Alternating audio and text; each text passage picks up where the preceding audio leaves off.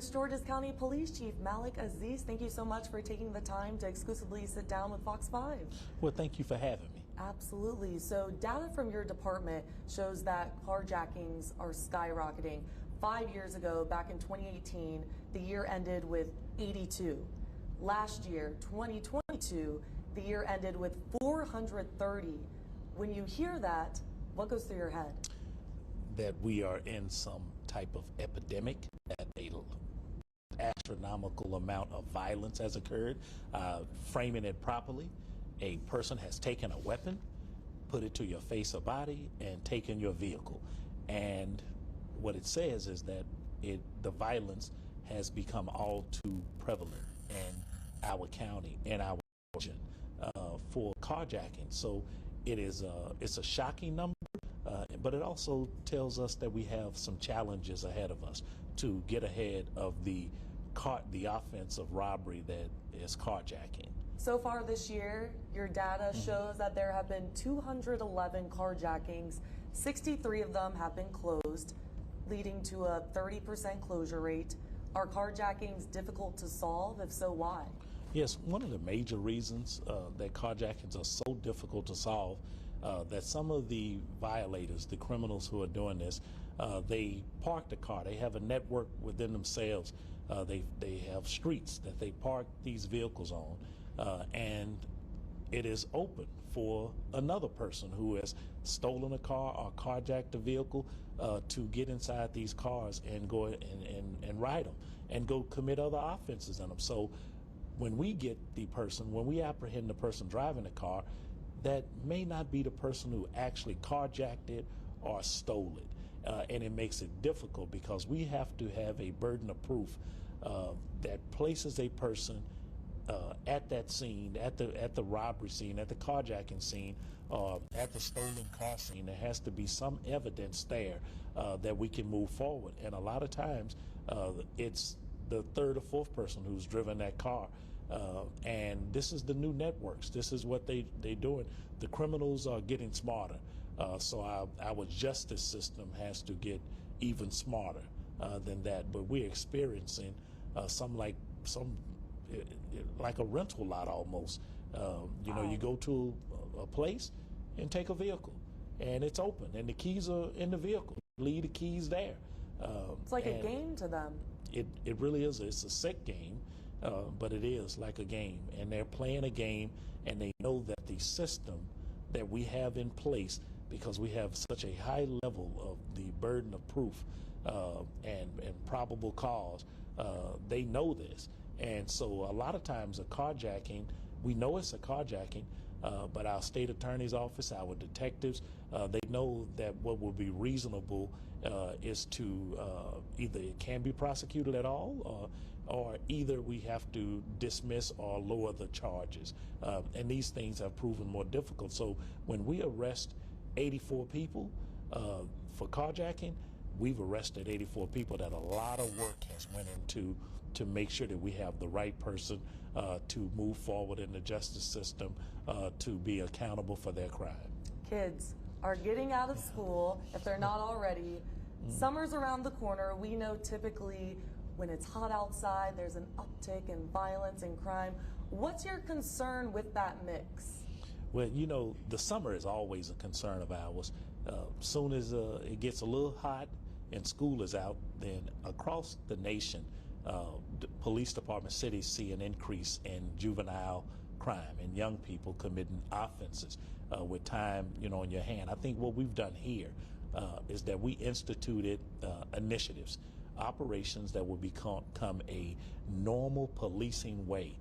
So the Summer Crime Initiative is coming up, and we were just talking about it. So we just don't talk about enforcement. We talk about prevention. We talk about community components. We focus on youth and how do we engage youth. We focus on seniors. Everything revolves around what is happening and what is prevalent with our young people, with our juveniles. I always have to say the vast number of our young people are doing what's right. They're out living their lives, just going about doing things, nothing too crazy. And then there's a small segment of young people who will take advantage of the heat in the summertime and the extra time of being off, and who will go out and commit violent crimes. So we're focused on that right now. We're concerned about it. I'm always concerned about young people committing crimes, but in the summer, we're always ready, and we have a plan of action together now, and we plan on putting it into effect 1 week before school is out, which is coming up, and we'll operate that plan throughout Labor Day. I mean, no one should be committing violent crimes, but when you see here that more juveniles are getting arrested for carjackings than adults, how does that make you feel? Yeah, I think, 2 years ago, this is the third straight year that we had young people, juveniles, we've arrested more juveniles than adults for carjacking. That is a figure that should make everyone stop and pay attention. It's a concern of mine. What are our young people doing? Why would such a violent crime be so attractive? Why are young kids and teens carjacking people? If we figure that out, we're going to be billionaires together. It's I think that young people have a societal, the societal impact that's been placed on young people now. A lot of things my age group didn't have to deal with, and they're dealing with the social media pressure, the information readily available in really fast, in seconds, with peer. Your bully is just not at school or in the neighborhood. Your bully is online. The person sees everything, they hear everything, and information travels almost at the speed of light. And the young people, couple that, engage that with a pandemic, put all of the new popular culture there, and all you have to do is move any one way from societal norms, disrupt any part of the pattern that made us positive and successful in the past. Those variables, those inputs, disrupted or thwarted in any kind of way, places young people into a very precarious position, and some of those, less than 100, committing really violent multiple offenses, less than 500 in our county committing any offenses at all, but at least one.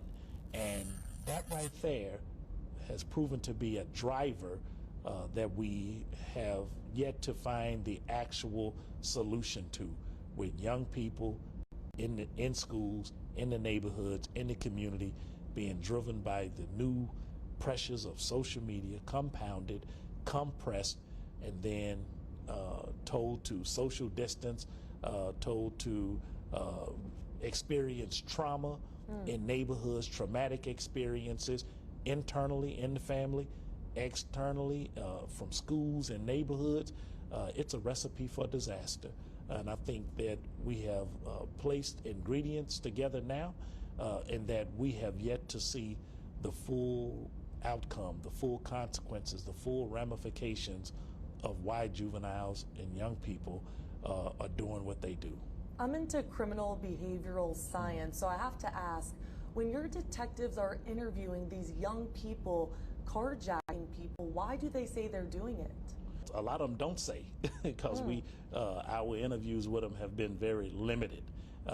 In the outside of this past 6 months or so, or 7 months, before that, it was all kind of reasons, just for fun, peer pressure, to do something else that was criminal. We've seen a variety of reasons before that when we could talk, when we actually could have a conversation with them about what they were doing. Nothing would explain it. That I think this is where we at. We have to understand that young people still have an understanding of what is right and wrong. What they don't have a greater understanding of is what are the consequences of making a decision that is right or wrong. So right consequences should get you rewards, should get you a great benefit of positivity. Wrong decisions should get you placed in Department of Juvenile Services, in the back seat or front seat of a police car, handcuffed, to go through the system, start your introduction to a criminal justice system. And I do not think that our young people are fully understanding the consequence that has been placed upon the greater popular culture. Greater popular culture had, whether it's life imitating art or art imitating life, here it is. Screen, it's on the TV, and these things you can watch your latest shows dealing with cops, and a very different picture is painted than what are the realities of what happens here when you commit a crime. So we're looking at the difficulties of that, and I don't think they're seeing it through. And part of that obligation is parental accountability. The other part is system accountability, and then yet there's accountability that should be on a young person's part to say, I am going to be held accountable if I do these things, that there's some kind of negative result that's coming to me that shouldn't define your life. You should be able to turn your life around, but you can't walk away from these things. These are very serious things. Just the other day, one of our seniors, she said that she was afraid to go out at night. She was afraid to go to the store, go to the gas station, and live her life peacefully in a place that she has given so much, that she was afraid that some young person would come up and put a gun to her and take her vehicle. And no one should live like that. And That's sad to hear. Oh, it's sad. It's very sad. It's alarming. It's frustrating. It's disappointing. Shocking. All of those things. We can use a million adjectives, but no one should be held hostage in our beautiful neighborhoods where we live, where we work, where we are entertained, where our children play. So we're obligated to make sure that our county is safe. That means that we are obligated to see accountability through parental accountability and personal accountability. A lot of them, a lot of them don't say, because our interviews with them have been very limited. In the outside of this past 6 months or so, or 7 months, before that, it was all kind of reasons, just for fun, peer pressure, to do something else that was criminal. We've seen a variety of reasons before that when we could talk, when we actually could have a conversation with them about what they were doing. Yeah, I'm trying to, if we figure that out, we're going to be billionaires together. It's, I think that young people have a societal, the societal impact that's been placed on young people now. A lot of things my age group didn't have to deal with. And they're dealing with the social media pressure, the information readily available in really fast, in seconds. With peer, your bully is just not at school or in the neighborhood. Your bully is online. The person sees everything, they hear everything, and information travels almost at the speed of light. And the young people, couple that, engage that with a pandemic, put all of the new popular culture there, and all you have to do is move any one way from societal norms, disrupt any part of the pattern that made us positive and successful in the past. Those variables, those inputs, disrupted or thwarted in any kind of way, places young people into a very precarious position, and some of those, less than 100, committing really violent multiple offenses, less than 500 in our county committing any offenses at all, but at least one.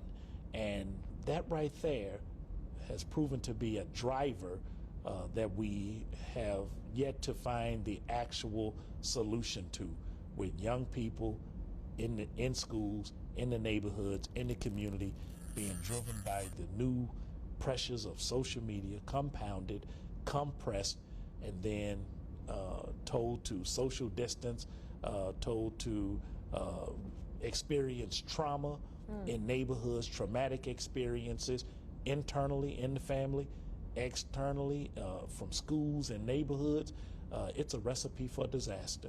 And I think that we have placed ingredients together now, and that we have yet to see the full outcome, the full consequences, the full ramifications of why juveniles and young people. Do you think kids are facing harsh enough consequences for their actions? I don't, but let me frame it properly. I think that the system itself, the cogs in the wheel, don't always work properly together.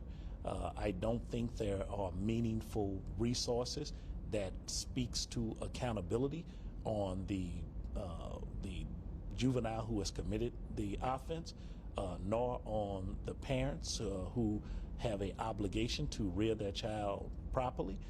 I don't think there are meaningful outcomes or resources that go into making sure a proper resolution is obtained.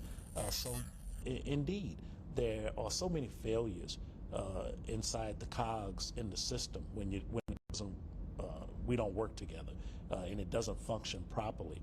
So I don't know. I can't say that. I can't. Honestly speaking, we need to reevaluate and reassess and look at it from a team approach. That we are a team. That although we are different cogs in the wheel, that we intend to work together for the best interests of the victim, the best interests of the community, and the best interests of a person who committed an offense, whether they're juvenile or not. But I said that in that order because our victims are first, the safety of our community is second, and bringing accountability with care, and that care can be defined as love or tough love or anything you want to call it, but we have to meet it out, and we have to be serious about our intentions, and we can't move the needle one way or the other to a greater degree. And let me say this, because that needle, it's supposed to be balanced in the middle. And once upon a time we figured, as law enforcement, as a system, we figured that we could arrest our way out of a problem. We contributed to mass incarceration for most individuals who committed a crime. Some who needed to go that route for long, lengthier periods of time. Others who needed help in addiction and things like that. We were wrong. And then when the needle tilted to the other side, that extreme has proven to be just as incorrect as the previous one. And so we need to find balance. Equilibrium is a necessity. It is necessary that we work together in a middle type of way, a very balanced type of way. And I don't think we are doing that to any great degree. I don't think we're working together as we should in any great degree for a better Prince George's County, for a better region, better DMV. That there's so much work to be done, so many challenges. We can conquer these things if we work together and not have a sole belief that our solution is the only solution attainable. There are many solutions to a problem, and if we give just a little bit from each of ourselves, then we can benefit some of the things that are occurring here, especially when it comes to violent crime. That's a facet that you can carry with you that goes to all parts of life. It's better to work together than against each other. Yes. But do you think parents need to face consequences for their child's action? In some cases, I do. There are some parents who are doing everything they can. They are rearing their children, to the best of their ability. They're making sure that they provide a stable home, food on the table, bringing in income to make a meaningful life. And then there are those who fail at parenting, and those failures in parents who have never been habilitated to the point where they should be rearing a child, although they brought them into the world, and that has become problematic. So yes, they should face additional accountability, but again, I speak of accountability with care. So they need resources too, resources with accountability. That they haven't been given a proper way and a proper direction. I've seen really young people in their 30s as grandmothers, which will tell you it's a failure within itself. If a child is 11 or 12 and her mother is 25, 26, and their grandmother is 35, 36, 37, that's a problem. And that's a generational problem that we need to actually interrupt. And so holding parents accountable, I know as tough as it is, accountability with resources and giving people the opportunity to actually move in a direction that is positive, I think we are required to do that in order to have a better place that we can, that we live. Yeah, I think it's a necessity. Do you think all the DC agencies, local agencies, are working well enough together to solve the rising problem? Well, I can tell you, my personal experience. I have a great working relationship with MPD, with the district. Chief Conti is gone now, but we had a great working relationship. I have the same with the interim chief, Benedict. Me and Kevin Davis over in Fairfax, we go back. We have a great relationship. Marcus Jones, we go back 20 years plus. And we have a great working relationship with all of the municipal chiefs that are here across the district lines to the greater DMV. We have a really great working relationship as far as the police are concerned. I think where we have an interest in meeting a challenge and doing it better is that the Department of Juvenile Services and its equivalents across the region need to be working with the police in more meaningful outcomes. Agencies that are involved in correction, direction, youth programs, emerging adults, returning citizens, or reentry programs. We need one big table that we sit down and have a comprehensive plan, because it's not enough for police to work together. All of the other components and cogs need to work together across the lines. But do you think your agency is doing enough? I think we can always do more. I wouldn't ever think, people ask me about, how can we get more? We always talk about getting more bodies, and I'm always talking about squeezing 10% more out of my own self. And so if I want 10% more out of me, I'm asking for 10% more out of everyone. And so we can always do more, and we can always do better. So I don't ever think we're doing enough. I want to do more. Police departments across the nation are struggling with recruitment and retention. How's Prince George's County doing? Well, we have our challenges ahead of us, but we are hiring.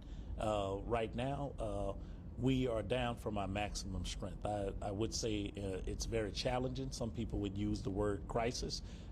We are 350 officers plus down below our norm, and we need to raise that up. A cop in your neighborhood, a cop performing a duty, a cop engaging with a citizen, a cop being a mentor. Policing is important. And it's important for us to be fully staffed in a meaningful environment and a meaningful job. So we have the challenges as other departments do. We are attempting to meet those challenges. And so I would tell everyone, come on down and be a part of this greater solution. Last question for you. A lot of times these are random incidents. How can people protect themselves? Well, I think there's so many crimes, different ways to protect yourself. But what I'll say really is to be aware.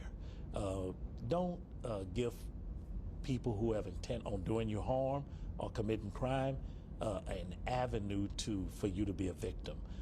Pay attention. We need to put down our phones for a second or utilize them in the correct way. We need to pay attention to where we're going when we shop. Pay attention to when we're getting gas. Get involved in your HOAs, your civic associations, or crime watches, or coffee clubs. Get engaged with youth. Make sure that you practice these things that are very available in front of you. For instance, on your house, get some cameras on your house. Everyone is getting a video doorbell now. Get one of the many companies who can do that. Cameras are very inexpensive now. We should utilize those things. Upgrade your lighting. Get a light first, turn it on. Get a better light in LEDs that are very cost saving. Utilize clubs in your cars, car alarms, kill switches. Don't leave your things in your car. Don't leave packages in your car, your phones, your charger cards, your any kind of thing that you value. Or even if you don't value it, it may cause you to have a broken window or a smashed window, or someone steals your car. So I always say don't give the criminal an assist. it's sports time. You know what an assist is. So don't give a criminal an assist. Don't help the criminal score. This is not a game where we help the criminal score. We have to do our due diligence and be on guard at every single moment. And public safety and making sure our county is safe is everyone's responsibility. And that's where we really need to be for those tips. But get engaged with the police department. We have the Citizens Police Academy, or Community Police Academy. Come join us on Mondays. Every Monday for a couple of hours for 10 weeks, we'll run you through everything that we do here and how we do it. We have many youth programs with our Office of Community First, with the Police Athletic Activities League. I would say get involved. If you can't do any of those things, then make sure you help teach a child how to read before the 3rd grade. Much kudos to our public school teachers who do a fantastic job. That we know many avenues will start at the inability to read. The next one is, for reading comprehension, and that will introduce you to the juvenile justice system with a failure at any one of those levels. So safety tips, prevention tips, and tips, I just say do something.